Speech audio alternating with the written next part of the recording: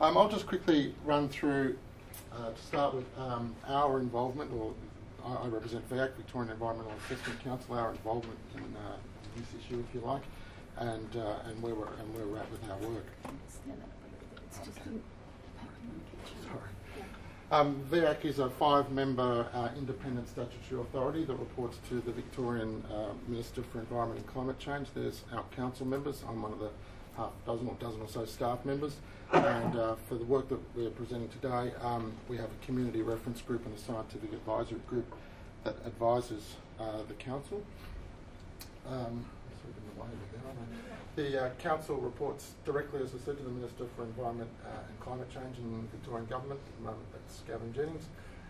Most of our work is done through specific investigations with a specified time, usually 2 or 3 years, and in accordance with terms of reference provided by the Minister.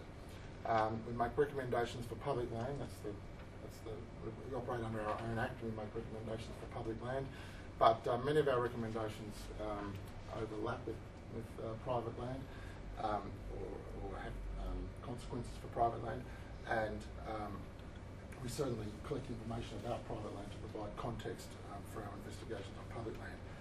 Us and our predecessors, we've got a couple of name changes, of course, being a government organisation, been around for about 40 years, made about 7,000 recommendations to the Victorian Government. They've accepted about 95% of those, so we have a bit of a track record of getting things done. Most of Victoria's protected areas, system national parks and nature conservation reserves, are the result of our work over that 40-year period.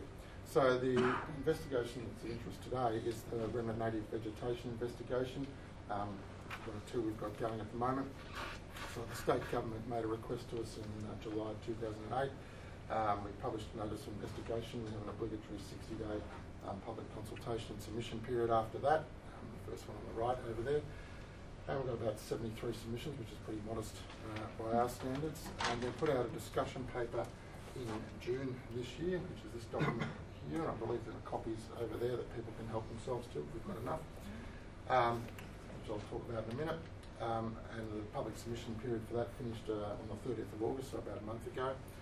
So we're just outside that just beyond that public consultation period. We've got about 120 submissions, and we're sort of doing a lot of face-to-face workshops and so on. We had about 350 people attend in total. So we're working towards a final report in March next year with the Minister. That'll have recommendations for what to do about remnant native vegetation in Victoria, and then the state government. It's a kind of independent process, so it's back to them and over to them to accept or otherwise those recommendations and hopefully get on with implementing them. The discussion paper, to summarise, there's 7 chapters, but really there's basically 3 things: some background to landscape ecology, the sort of scientific and theoretical basis for looking at remnant native vegetation. We've analysed a large amount of complex information at statewide and regional scales. The Department of Sustainability and Environment over a number of years had a lot of information about particularly about the extent and condition of native vegetation. It's been modelled across the entire state on a 25 metre by 25 metre pixels, so on a pretty detailed level. So there's several million of those, maybe a billion I think of those across the state. And I'll talk about that at length in a minute. So we present that information. It's kind of summarised, and some of it's a little bit, sometimes it feels as if you're stating the obvious by the time you summarise all the data down to something that people can understand. We try and make our work accessible to the general public, so it's not pitched at scientists or anything, so that necessarily means simplifying it a bit. But we still get lots of good, useful input, even given the complexity. And then at the end of it, we flag key issues and future directions. We sometimes have 3 reports instead of just the 2, this one and the final report. Investigations where we put out draft proposals so people have had the opportunity to comment on draft recommendations, if you like. But this time we only have the 2 stages, 2 public consultation stages. So we didn't want to put in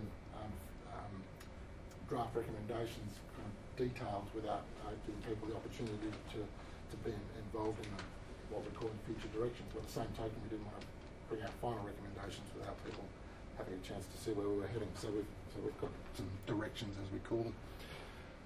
So some of the findings from the analysis that Tony was talking about. Victoria is the most cleared state in Australia.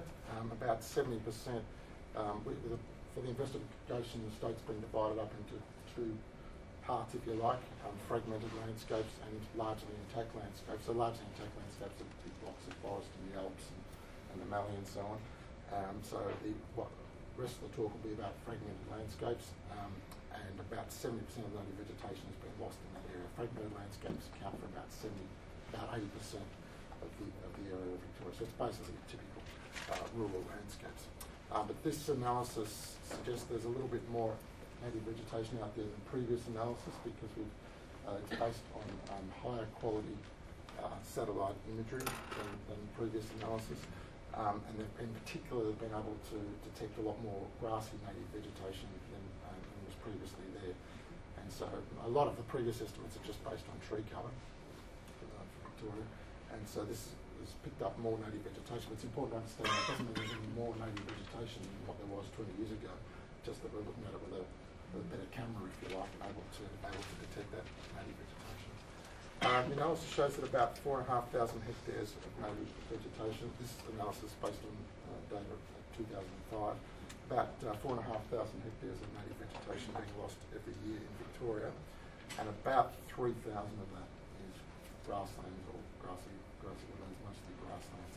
And most of that is outside the clearing controls framework, if you like, because hasn't been detected as native vegetation up to this point, basically, and the clearing controls mode. So people are essentially ploughing native grasslands or grazing them to the extent that they're being overcome by weeds without realising it, basically, legally or illegally, I suppose. But in terms of the overall loss of biodiversity, in the sense that native vegetation is a surrogate for biodiversity, the kind of ongoing loss of condition in the vegetation that's being retained is contributing a much greater extent of loss of biodiversity overall than that relatively small figure of 4,500 hectares of absolute loss. So what I'm talking about is in the hundreds of thousands of other hectares of native vegetation being retained, weed invasion, firewood collection, fragmentation, those sorts of things are having a more profound effect than the absolute loss of extent of native vegetation now. Most of the loss of condition is happening on private land, so it's weed invasion, grazing, that sort of thing, remnants on private land. And where there are improvements in the condition of native vegetation, that's mostly happening on public land. Condition is nearly always better on public land, so what that's saying is the condition is generally poorer on private land, and it's getting worse faster on private land. There's about, in Victoria, in the fragmented landscapes, about half the remnant native vegetation is on public land and about half on private land. One of the key findings of our work is, as well as more higher level of precision, if you like, with the satellite imagery, we've also got a higher level of precision in the public land mapping than our previous analysis, which has enabled us to map roadsides and their native vegetation. Normally, previously, even roadsides often haven't even, road reserves haven't appeared on public land maps, and then in the ones where they did, they were often kind of here, and the air photo or whatever had the native veg over here, and they weren't matching up, but now we've got them aligning pretty well, perfectly. So now we can make kind of pretty good statements and estimates about the importance of native vegetation on roadsides. We don't have travelling stock reserves in Victoria, so it's down to roadsides and stream sides for most of the long linear stretches of native vegetation. And what that's found is that in some landscapes, that roadside vegetation is particularly important. It didn't come up as well as it did on the screen. In the back of the report, we have two maps. One that maps that site condition that I was talking about. I'll talk about that in a second. And another that maps the landscape context, how connected the vegetation is. So this is a part of northern Victoria. This is the Murray River here, and Echuca there. Melbourne's down here somewhere. Canberra's up here somewhere. And this is the Victorian Riverina bioregion, so the sort of southern part of the Australian Riverina, if you like, on that part of the Murray-Darling Basin. So it's not the active floodplain that you have at Barmah, Miller and Gumbau, Paracuta forests here. It's the kind of higher alluvial terraces away from that, and then as you head further south, you get to the foothill forests. And this is the map of site conditions. So the best condition areas are in dark green, the poorest condition areas are in pale pinky purple. You can see this is one of the most cleared and impacted bioregions in Victoria. So you've got a bit of pale green, what turns out to be a swamp there, and there's other scattered bits of pale green, but mostly it's pretty poor condition, purple or not native vegetation at all throughout this region. These are kind of rivers through, so the Golden River, the Ovens River. This is the Northern Plains grassland, west of Echuca. So other regions have a lot more, other bioregions have a lot more green on it than that bioregion. So there's statewide maps for all the 28 bioregions in Victoria of site condition and landscape context in the back of the discussion paper. So we have 28 bioregions in Victoria, so we've broken them up. Spent months looking at different ways of simplifying that picture. 28's a bit confusing for most people. And in the end, we just grouped them into three groups: most cleared, moderately cleared, and least cleared. So that's just how much native vegetation is remaining. So there's 10 bioregions in this kind of most cleared group here, with from 20% to nearly 40% native vegetation remaining. Moderately cleared ones from 40 to 70, if you like, and the least cleared bioregions have more than 70% of the native vegetation remaining.